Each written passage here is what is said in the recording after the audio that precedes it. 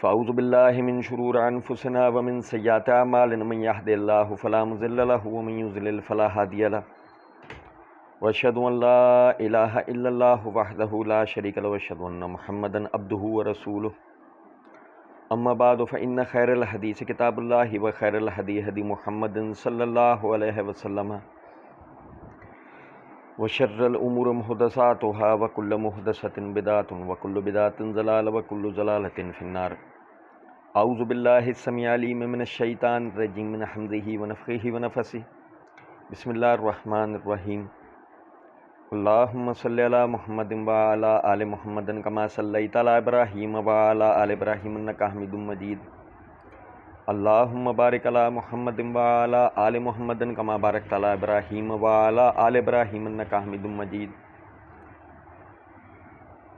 رب اشرح لی صدری ویسر لی امری واحلل عقدۃ من لسانی یفقہوا قولی۔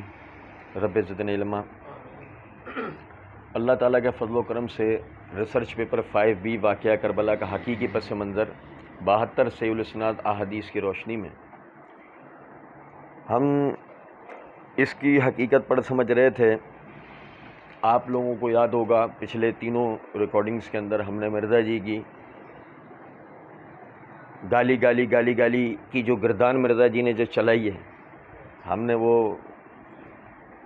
اس کی حقیقت جانی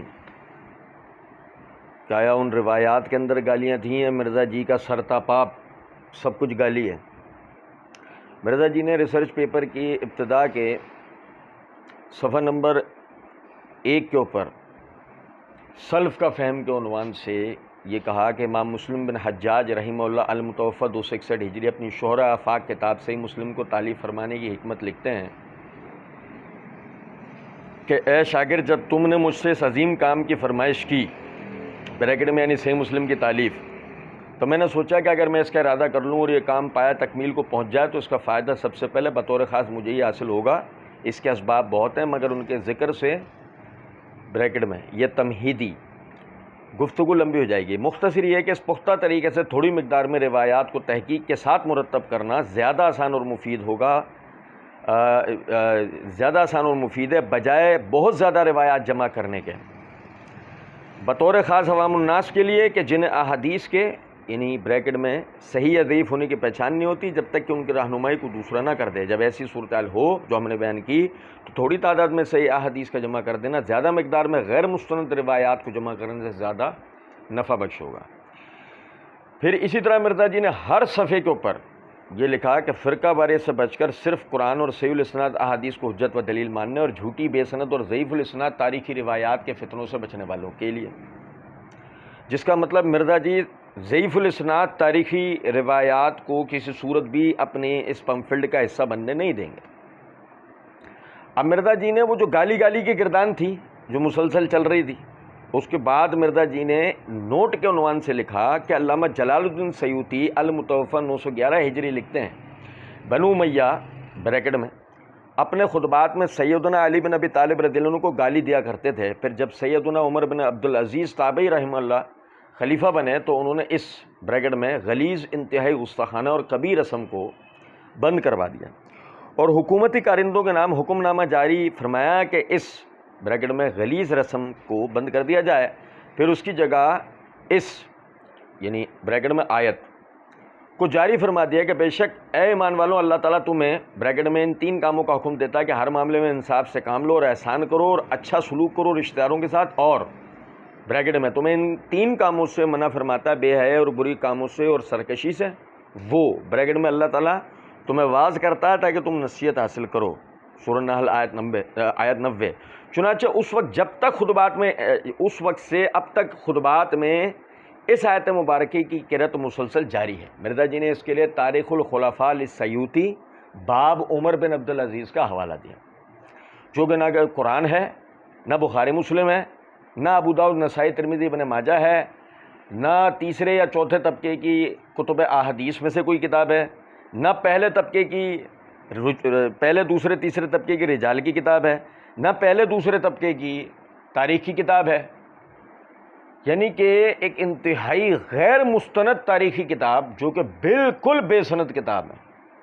مرزا جی نے اس کا حوالہ دیا. اچھا، جبکہ مرزا جی نے مسئلہ نمبر 157 پارٹ 1 کے اندر ایک جگہ پہ یہ بات کہی کہ بخاری مسلم کو چھوڑ کر بزرگوں بابوں کی تاریخ لے کے چلو، حکمرانوں کی لکھوائی ہوئی تو پھر ظاہر ہے آپ کی عوام تو نہیں آپ کی بات مانے. لیکن کیا کہا جائے کہ مرزا جی کے اندھے بہرے لنگڑے لولے مقلدین وہ ہیں جو مرزا جی کی بخاری مسلم کو چھوڑ کر یہ تاریخ کی کتاب بے سند تاریخ کا حوالہ اس کو ماننے کو تیار ہے. اسی طریقے سے مرزا جی نے ریسرچ پیپر مسئلہ نمبر 157 پارٹ 2 کے اندر مرزا جی ایک جگہ پر کہتے ہیں جس طرح انہوں نے تاریخ سے گند سمیٹا نا، مکھی گند تے ہی بیندی جا کے. ٹھیک ہے. پھر مرزا جی نے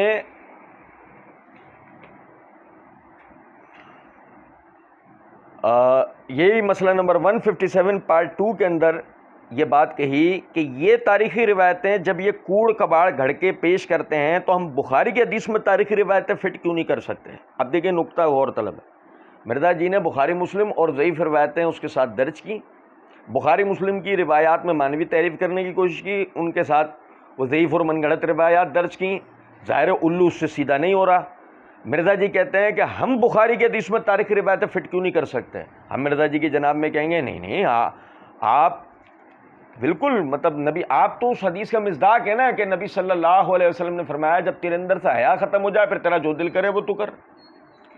ہاں، آپ ہی کا آئینہ آپ کو دکھا دیتے ہیں کہ آپ نے مسئلہ نمبر 175A پارٹ 100 کوسچنز آن علماء اینڈ سیکس ایشوز کے اندر آپ نے یہ بات کہی. میں آپ سے چیلنجنل یہ بات کرتا ہوں کہ کبھی بھی تاریخی جھوٹی روایتوں کو ساتھ جوڑے بغیر بخاری مسلم یا قرآن پاک سے کوئی ایبسولوٹ ایسا رزلٹ نہیں نکال سکتا جو ہمارے عقائد و نظریات کے خلاف. میرا چیلنج ہے، کوئی مثال پیش کریں، کوئی ایگزامپل پیش کریں، ایبسولوٹلی ساتھ جوڑنا پڑے گا، لازمی جوڑے بغیر کوئی رزلٹ نہیں نکلے گا.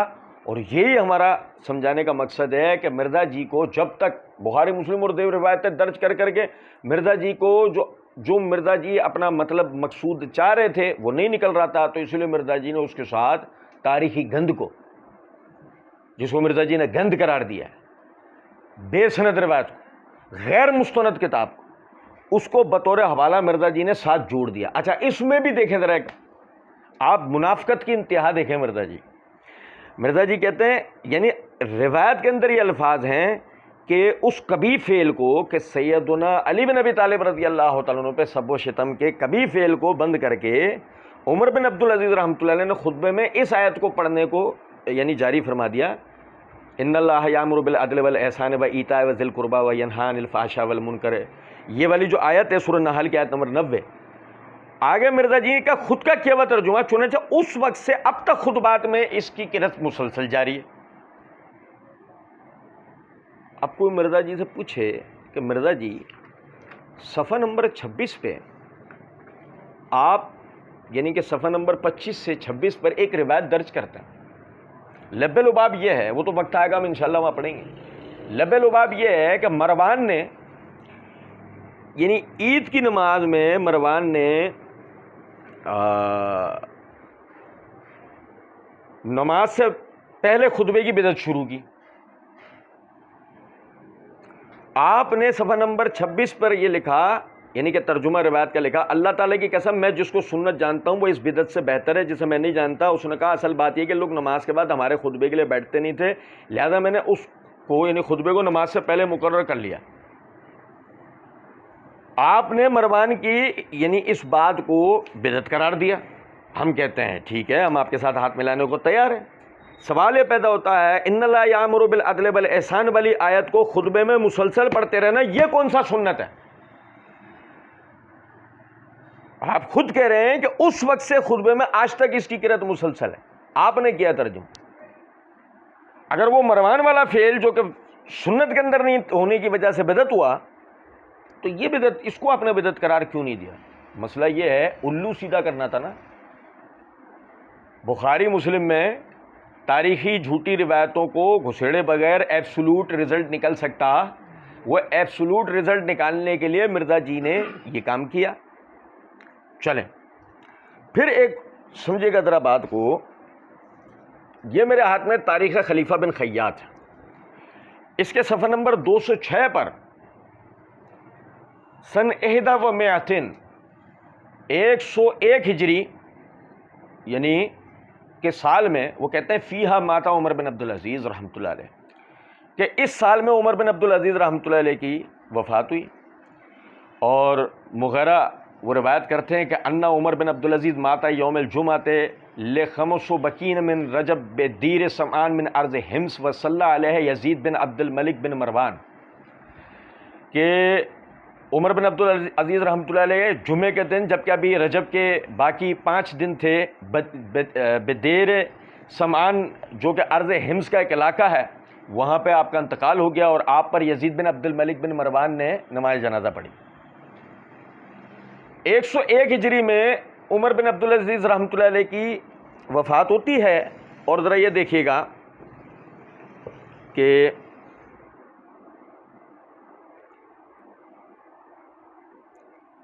یہ میرے ہاتھ میں النور الصافر ان اخبار القرن العاشر، علامہ عبد القادر بن شیخ بن عبداللہ الایدروس الحسینی کی۔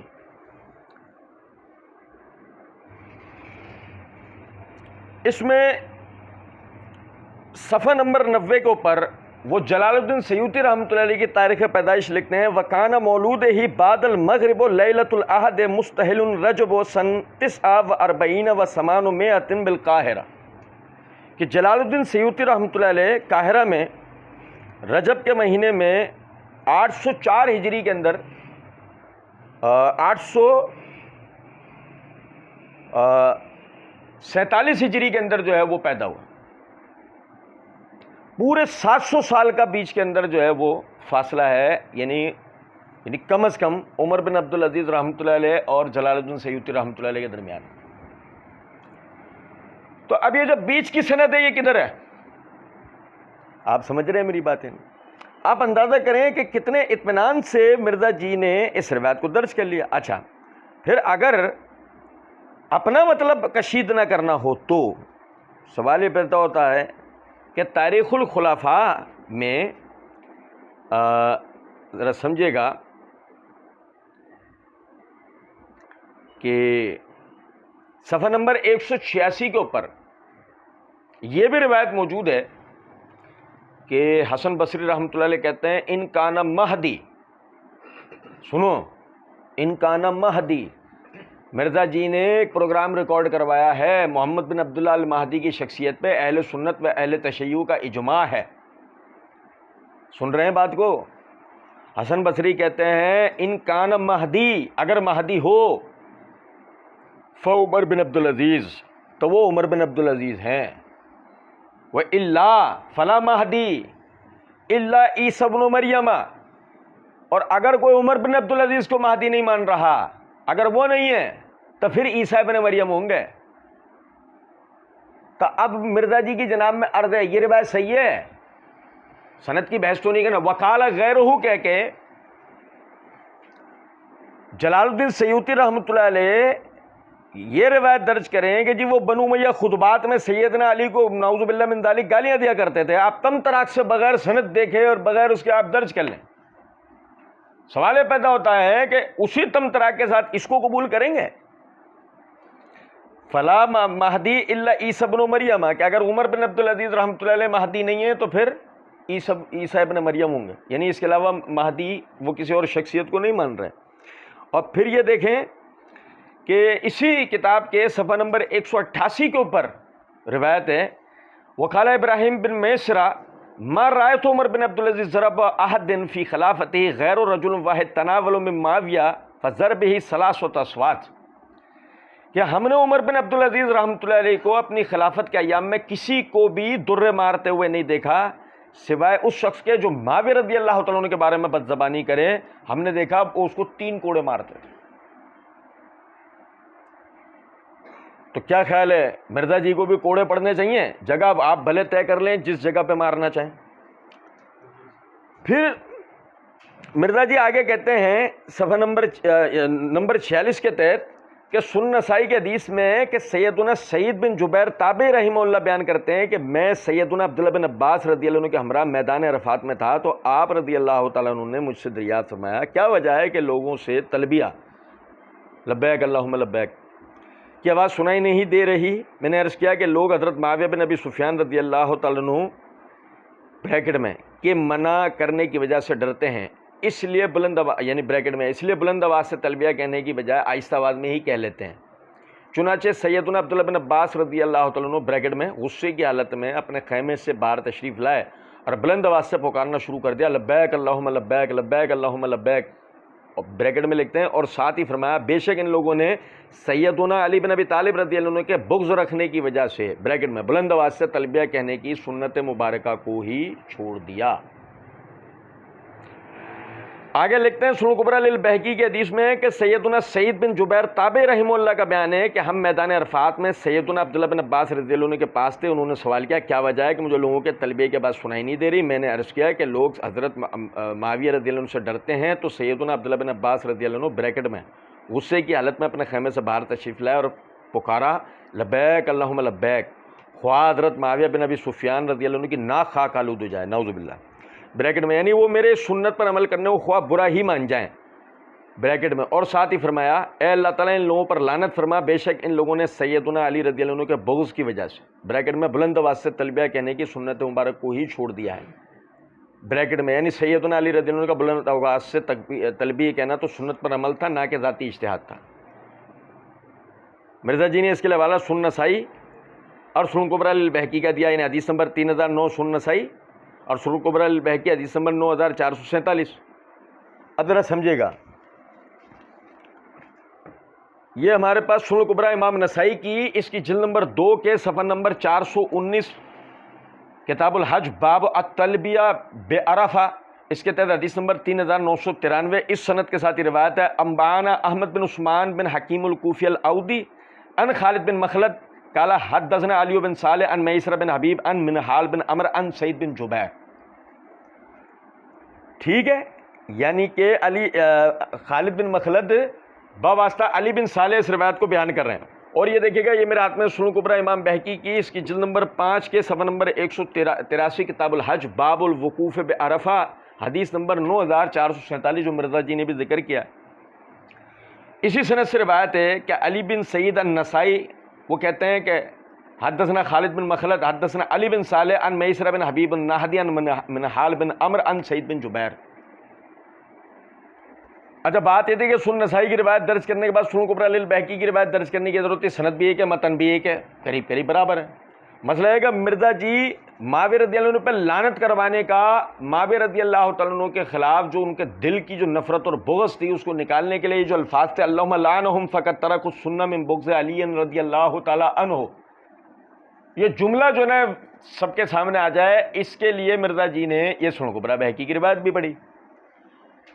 اب مرزا جی نے صفحے کے اوپر لکھ رکھا ہے جھوٹی بے سند اور ضعیف الاسناد تاریخی روایات کے فتنوں سے بچنے والوں کے لیے، اس کا مطلب مرزا جی تو ضعیف روایت درج نہیں کریں گے، لیکن وہ رافضی ہی کیا جو سچ بول جائے اپنے عہد پر پورا اتر جائے۔ دیکھیے گا یہ میرے ہاتھ میں امام ابن سعد کی طبقات الکبریٰ ہے، اس کی یہ جلد نمبر 6 کا صفحہ نمبر 430 ہے، خالد بن مخلد اس کے بارے میں وہ لکھتے ہیں کہ ان میں شیعت تھی، خلافت مامون کے زمانے میں کوفے میں 15 محرم 213 ہجری میں وفات پائی، منکر احادیث بیان کیا کرتے تھے، منکر احادیث بیان کیا کرتے تھے۔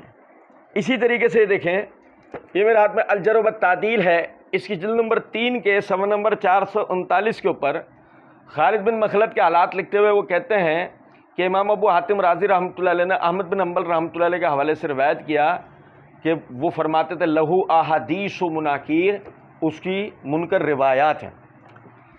اچھا پھر یہ میرے ہاتھ میں شرح علل ترمذی امام ابن رجب حنبلی کی اس کی جلد نمبر 2 کے صفحہ نمبر 614 پر وہ کہتے ہیں ذکر الغلابی فی تاریخ ہی قال القطوانی یوخذ عنہ مشیخۃ المدینہ و ابن بلال فقط یرید سلیمان بالبلال، ویعنی بہذا انہ لا یؤخذ عنہ الا حدیثہ عن اہل المدینہ وسلیمان بن بلال منہم لیکنہ افردہ بالذکر. یعنی غلابی نے اپنی تاریخ میں لکھا کہ قطوانی سے وہ روایتیں لی جاتی ہیں جو اس کے مشائخ مدینہ سے ہیں، جیسے ابن بلال وغیرہ، ابن بلال فقط، اور مراد ان کی تھی سلیمان بن بلال سے. اور اس سے ثابت ہوا کہ انہ لا یؤخذ عنہ الا حدیثہ عن اہل المدینہ، کہ اس سے اہل مدینہ کے علاوہ کسی کی روایت نہیں لی جائے گی. یا میری بات سمجھ رہے ہیں؟ اور مندرجہ بالا روایت علی بن صالح کے واسطے سے ہے. خالد بن مخلد کی یہ روایت علی بن صالح کے واسطے سے ہے. اور حافظ ابن حجر رحمۃ اللہ علیہ یہ تقریب التہذیب کی جلد نمبر 1 کے صفحہ نمبر 414 کے اوپر لکھتے ہیں علی بن صالح بن حی ابو محمد الکوفی،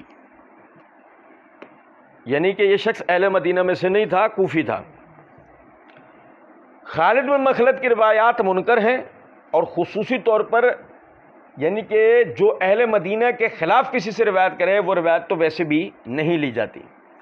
پھر اس کے منکر ہونے کی سب سے بڑی دلیل کیا ہے یہ آپ سمجھے گا. امرات میں صحیح بخاری ہے، اس کی جلد نمبر 5 کا صفحہ نمبر 166 ہے، کتاب فضائل و اصحاب النبی صلی اللہ علیہ وسلم باب ذکر معاویہ. اس کے تحت حدیث نمبر 3765. یقین کریں کہ اگر وہ جو روایت ہے جو مرزا جی نے درج کی سنن نسائی سنن کبری البیہقی کے حوالے سے، اگر وہ ابن عباس رضی اللہ عنہ کے حوالے سے نہیں ہوتی تو شاید ہم بات وہیں ختم کر دیتے. لیکن بڑی حیرانگی ہوتی ہے کہ وہ ابن عباس رضی اللہ عنہ کے حوالے سے، اور روایت بھی وہ ہے کہ جس کو مرزا جی نے اپنے اسی ریسرچ پیپر 5B میں بھی ذکر کر رکھا ہے. اور وہ یہ ہے کہ ابن ابی ملیکہ کہتے ہیں کہ قیل لابن عباس هل لك في امیر المؤمنین معاویہ فانه ما اوتر الا بواحدۃ. وہ کہتے ہیں کہ ابن عباس رضی اللہ عنہ سے پوچھا گیا کہ کیا امیر المؤمنین معاویہ رضی اللہ تعالیٰ عنہ ان کو آپ نے دیکھا کہ وہ ایک رکعت وتر پڑھتے ہیں؟ قال اصحابہ انہ فقیہ، کہ انہوں نے بالکل صحیح کیا، وہ تو فقیہ ہے، وہ تو فقیہ ہے. کچھ سمجھیں بات کو یا نہیں؟ اسی طریقے سے آپ دیکھیں کہ یہ میرے ہاتھ میں مصنف عبد الرزاق ہے، اس کی جلد نمبر 2 کا صفحہ نمبر 396 باب کمل وطر، اس کے تحت حدیث نمبر 4653 ہے، طویل روایت ہے. اس کے اندر یہ الفاظ ہیں کہ ابن عباس رضی اللہ تعالیٰ عنہ کہتے ہیں لیس احد منا اعلم من معاویہ، معاویہ رضی اللہ تعالیٰ عنہ سے بڑا ہم میں کوئی عالم نہیں ہے. اچھا سمجھے ذرا اس بات کو. پھر اسی طریقے سے یہ میرے ہاتھ میں تاریخ الکبیر ہے امام بخاری کی، اس کی جلد نمبر 7 کا صفحہ نمبر 327 ہے.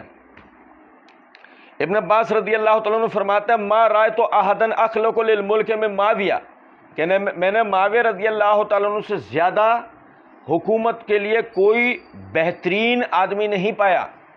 اب آپ سمجھیں ذرا اس بات کو کہ ابن عباس رضی اللہ تعالیٰ عنہ معاویہ رضی اللہ تعالیٰ عنہ کو عالم قرار دیں، فقیہ قرار دیں، اور حکومت و سلطنت کے اندر سب سے بہترین قرار دیں. سوال یہ پیدا ہوتا ہے وہ ابن عباس رضی اللہ تعالیٰ عنہ یہ بات کیسے کہہ سکتے ہیں کہ معاویہ رضی اللہ تعالیٰ عنہ کسی سنت کو محض بغض علی کی وجہ سے چھوڑیں گے؟ اور ذرا آپ علامہ سندھی کا حاشیہ اٹھا کے دیکھیں، مطلب اسی روایت پہ علامہ سندھی نے سنن نسائی کا جو حاشیہ لکھا ہے اس میں انہوں نے آہستہ واسطہ تلبیہ کہنے کے حوالے سے بعض صحابہ کا مزید بھی ذکر کر رکھا ہے. تو وہ جن بعض صحابہ کا علامہ سندھی نے ذکر کر رکھا ہے، سوچنے کی بات ہے کیا انہوں نے بھی بغض علی کی وجہ سے جو ہے وہ سنت کو چھوڑا ہے؟ اچھا چلیں، ہم تو یہ بات کہتے ہیں کہ جب یہ روایت ہی ثابت نہیں ہے، جب یہ روایت ہی ثابت نہیں ہے تو معاویہ رضی اللہ تعالیٰ عنہ کا تلبیہ آہستہ کہنے کا حکم دینا ہی ثابت نہیں ہوتا. سنت کی مخالفت بغض علی کی وجہ سے ہو یا کسی وجہ سے ہو، ثابت ہی نہیں ہوتا. مرزا جی نے تو اصل میں کرنا یہ تھا یعنی ان میں بغض علی ثابت کرتے ہوئے نعوذ باللہ ان پر لعنت کا کسی طریقے سے راستہ نکالنا تھا اس روایت سے. اللہ تعالیٰ کے فضل و کرم سے ان کا بھانڈا بیچ چوراہے میں پھوٹ گیا. اس کے بعد مرزا جی 47 کا عنوان قائم کرتے ہیں اور کہتے ہیں صحیح مسلم کی حدیث میں ہے کہ سیدنا علی رضی اللہ تعالیٰ عنہ بیان فرماتے ہیں قسم اس ذات کی جس نے دانے کو پھاڑا بریکٹ میں نباتات نکالے اور مخلوقات کو پیدا فرمایا. بے شک نبی امی صلی اللہ علیہ وسلم نے مجھ سے عہد کیا تھا کہ مجھ بریکٹ میں سیدنا علی رضی اللہ تعالیٰ عنہ سے صرف مومن محبت رکھے گا اور منافق ہی مجھ بریکٹ میں سیدنا علی رضی اللہ عنہ سے نفرت کرے گا. صحیح مسلم حدیث نمبر 240. اب آپ دیکھیے گا کتنی پیاری حدیث ہے جو مرزا جی نے فضائل کے نام پر، یعنی کہ وہ ظاہر ہے کہ جب فضائل کا باب باندھا ہوا تھا تو مرزا جی نے ذکر کیے. یہی بس ہمارا شکوہ تھا. مرزا جی نے ابتدائے باب کے درمیان، یعنی کہ درمیانے باب کے اندر 3 صحیح احادیث بخاری اور مسلم کے حوالے سے فضائل علی میں ذکر کیا اور چوتھی یہ روایت درج کی. ہم نے وہاں بھی یہی شکوہ کیا تھا کہ جب تم نے یہ فضائل علی کی صحیح احادیث بخاری اور مسلم سے درج کر دی تھی، تمہیں کیا ضرورت تھی کہ تم ترمذی یا دیگر کسی کتاب سے اس بابت ضعیف روایات درج کر کے اپنے اس پمفلٹ کو بھی داغدار بناتے اور رافضیت کو بھی فروغ دیتے؟ تمہیں اس کی کیا ضرورت تھی؟ بات تو وہی ہے کہ انہیں رافضیت کو فروغ دینا تھا. اچھا، پھر حدیث صحیح مسلم حدیث نمبر 240 سے ثابت ہوا سیدنا علی سے مومن محبت رکھے گا اور منافق جو ہے نفرت رکھے گا، بغض رکھے گا. اس کو مرزا جی نے جان بوجھ کے یہاں بغض کا ترجمہ نفرت کر دیا ہے، لیکن یاد رکھیے گا عربی میں لفظ وہاں بغض ہی ہے. اسے ذہن میں رکھیں. اگلی جو مرزا جی 2 روایتیں درج کر رہے ہیں اس میں لفظ آپ کو کام آنے والا ہے. نمبر 48 کے عنوان سے مرزا جی کہتے ہیں فضائل الصحابہ احمد بن حنبل کی حدیث میں کہ سیدنا ابو مریم تابعی رحمہ اللہ بیان کرتے ہیں کہ میں نے خود سیدنا علی بن ابی طالب رضی اللہ تعالیٰ عنہ کو یہ فرماتے ہوئے سنا، میری بریکٹ میں ذات کی وجہ سے 2 بریکٹ میں قسم کے لوگ ہلاک بریکٹ میں یعنی گمراہ ہو جائیں گے. پہلی قسم حد سے زیادہ محبت میں غلو کرنے والے اور دوسری قسم مجھ سے بغض رکھنے والے. میں اس کو عبارت کو ایسے بریکٹ کے ساتھ ساتھ روانی سے پڑھتا ہوا جا رہا ہوں، سنیے گا. میری ذات کی وجہ سے 2 قسم کے لوگ ہلاک یعنی گمراہ ہو جائیں گے. پہلی قسم حد سے زیادہ محبت میں غلو کرنے والے اور دوسری قسم مجھ سے بغض رکھنے والے. پھر کہتے ہیں فضائل الصحابہ اور السنہ کی حدیث میں ہے کہ سیدنا ابو سوار الطابئی رحمہ اللہ بیان فرماتے ہیں کہ سیدنا علی رضی اللہ تعالیٰ نے بریکٹ میں رسول اللہ صلی اللہ علیہ وسلم کی غیبی خبر کی بنیاد پر فرمایا کچھ لوگ مجھ سے محبت کریں گے یہاں تک کہ محبت میں غلو ان بریکٹ میں رافضیوں کو آگ میں داخل کر دے گا، اور کچھ لوگ مجھ سے بغض رکھیں گے یہاں تک کہ بغض ان بریکٹ میں ناسبیوں کو آگ میں لے جائے گا. اب توجہ کیجیے گا، توجہ. مرزا جی اوپر ہی حدیث درج کر چکے ہیں صحیح مسلم والی کہ سیدنا علی بن ابی طالب رضی اللہ تعالیٰ عنہ سے مومن ہی محبت رکھے گا. اب میری بات سنیے. اور منافق بغض رکھے گا. تو سیدنا علی رضی اللہ تعالیٰ عنہ سے بغض رکھنے والے کو حدیث کی روح سے منافق قرار دیا گیا ہے، ناسبی نہیں. یہ سمجھے ہو؟ نہیں سمجھے؟ اوپر ہی تو تم نے حدیث درج کی ہے، نیچے بریکٹ گھسڑ دیا. جو لفظ حدیث سے ثابت ہے وہ تم نے کیوں نہیں درج کیا؟ ایک بات. اچھا، دوسرا یہ مومن محبت کرے گا، محبت میں غلو کی بحث ہی نہیں. ایک میری بات سنو، چلو تھوڑی دیر کے لیے ہم تسلیم کر لیتے ہیں، لیکن اس حدیث کا دیگر احادیث سے جو مطلب ثابت تھا وہ کیوں نہیں درج کیا گیا، جس سے ہمیں پتہ لگتا کہ اصل میں بغض رکھنے والا کون ہے؟ کیونکہ ہمارا یہ دعویٰ ہے کہ سیدنا علی بن ابی طالب رضی اللہ تعالیٰ عنہ سے بغض، نفرت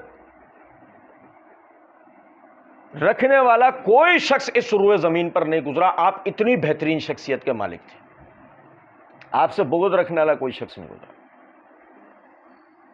اب میری بات سمجھیں جو میں عرض کر رہا ہوں. اب اس حدیث کو ذرا دیکھیں. آپ نے فضائل الصحابہ سے روایت کو درج کیا، امام احمد بن حنبل کی فضائل الصحابہ سے روایت کو درج کیا، تو مسند احمد سے کیوں نہیں درج کر دیا؟ ایک بات. اب یہ مسند احمد کی جلد نمبر 1 کے صفحہ نمبر 561 پر حدیث نمبر 1376 کے تحت روایت ہے. غور سے سنیے گا. مرزا جی نے فضائل الصحابہ کے حوالے سے جو دوسری روایت درج کی ہے اس میں بریکٹ قائم کیا کہ رسول اللہ صلی اللہ علیہ وسلم کی غیبی خبر کی بنیاد پر، جس کا مطلب مرزا جی اشارہ دینا چاہ رہے ہیں کہ اس حوالے سے کوئی مرفوع روایت بھی ہے. اب وہ مرفوع روایت کیا ہے وہ میں آپ بھائیوں کو بتاؤں، سمجھیں کہ مرفوع روایت کے اندر جملہ ہے کہ علی رضی اللہ تعالیٰ نے فرمایا میرے متعلق 2 قسم کے لوگ ہلاک ہوں گے، ایک وہ محبت میں حد سے آگے بڑھ جانے والے جو مجھے اس مقام پر فائز کر دیں گے جو میرا مقام نہیں ہے. نہیں سمجھے ہو؟ اس کی تشریح میں دو ہی باتیں سمجھ لیں، علی رضی اللہ تعالیٰ عنہ کو مشکل کشا سمجھنے والے، علی رضی اللہ تعالیٰ عنہ کو خلیفہ بلا فصل سمجھنے والے، دونوں ہی آپ کا مقام نہیں ہے۔ آپ اللہ کے بندوں میں سے ایک بندے تھے اور آپ خلیفہ رابع یعنی چوتھے خلیفہ تھے۔ آپ میری بات سمجھ رہے ہیں یا نہیں؟ ٹھیک ہے۔ اور دوسرے وہ بغض رکھنے والے جو میری عداوت میں آ کر مجھ پر ایسے بہتان باندھیں گے جن کا مجھ سے کوئی تعلق نہیں ہے۔ یعنی بغض رکھنے والے کو حدیث کی روح سے علی رضی اللہ تعالیٰ نے وعدے کر دیا، بغض رکھنے والا وہ ہے جو آپ کے نام سے جھوٹ بولے گا۔ بغض رکھنے والا اصلاً وہ ہے آپ سے جو آپ کے نام سے جھوٹ بولے گا۔ اور اس کی مزید وضاحت سمجھیں، یہ میرے ہاتھ میں تہذیب الکمال ہے، اس کی جلد نمبر 7 کا صفحہ نمبر 323 ہے، روایت درج ہے، یہلک فیک رجلان محب و مفرط و کذاب و مفتر، کہ میری وجہ سے، یعنی کہ نبی صلی اللہ علیہ وسلم کی طرف منسوب ہے روایت کہ اے علی تیری وجہ سے دو قسم کے لوگ ہلاکت میں پڑیں گے، ایک جو محبت میں افراط کرنے والے، حد سے بڑھنے والے، وہ کذاب مفتر، اور جھوٹے باتیں گھڑنے والے۔ تو بغض رکھنے والے کا مطلب پتہ لگا کہ وہ شخص کے جو آپ کی نام سے جھوٹ بولتا ہے، امیر المومنین علی بن ابی طالب رضی اللہ تعالیٰ عنہ کے ذمے وہ باتیں لگاتا ہے کہ جو باتیں آپ نے فرمائی نہیں، جو آپ کی شان کے لائق نہیں، جن باتوں کا آپ سے کوئی تعلق نہیں۔ اب میرا بتانے کا مقصد صرف اتنا تھا کہ یہی ہم رافضیوں اور نیم رافضیوں کی جناب میں عرض کرتے ہیں کہ آپ جو علی و دیگر اہل بیت کے حوالے سے جو عقائد و نظریات اور جس محبت کی آپ باتیں کرتے ہیں، وہ جھوٹ اور افراط و تفریط پر مبنی بات ہے، اس کا حقیقت سے کوئی تعلق نہیں ہے۔ یہی وجہ ہے اس کے لیے آپ کو ضعیف، جھوٹی، من گھڑت باتیں، لفظی و معنوی تحریفات، ترجمے بگاڑنا، یہ ساری حرکتیں آپ کو کرنا پڑتی ہیں۔ اور روایت بھی درج کرتے ہو اور تمہیں ڈر نہیں لگتا کہ علی رضی اللہ تعالیٰ عنہ خود یہ بات بتا رہے ہیں کہ دو قسم کے لوگ جہنم میں جائیں گے، ایک میری محبت میں غلو کرنے کی وجہ سے، دوسرا میری یعنی کہ میرے بغض کی وجہ سے۔ اور بغض کی تشریح مزید ہے بھائی، محبت میں افراط و تفریط کرنے کی تشریح ابھی میں نے آپ کو بتائی کہ علی رضی اللہ تعالیٰ عنہ کو مشکل کشا سمجھنا، حاجت روا سمجھنا، آپ کو خلیفہ بلا فصل سمجھنا، آپ کو جنت جہنم تقسیم کرنے والا سمجھنا، آپ کو حساب کتاب کرنے والا سمجھنا، آپ کو شافع محشر ماننا، نعوذ باللہ من ذالک، یا اور اس قسم کے جتنے بھی مبالغہ آمیز عقائد و نظریات ہیں یا جو ان کے لیے باتیں کی جاتی ہیں، اور اسی طریقے سے خلیفہ بلا فصل ماننا، منصوص من اللہ ماننا، اس طرح کی جو باتیں آپ کے لیے کی جاتی ہیں، یہ سارے محبت میں غلو کے نتائج ہیں۔ اور یاد رکھیں اس بات کو، پھر دہرا رہا ہوں کہ بغض رکھنے والے کو صحیح مسلم حدیث نمبر 240 کی روح سے منافق قرار دیا گیا ہے، لفظ ناسبی اس کے لیے نہیں آیا، اور علماء اصولیین نے رافضی و ناسبی ایک ہی گروہ کو قرار دیا ہے، جیسے کہ ہم پہلے کئی مرتبہ پڑھ چکے ہیں۔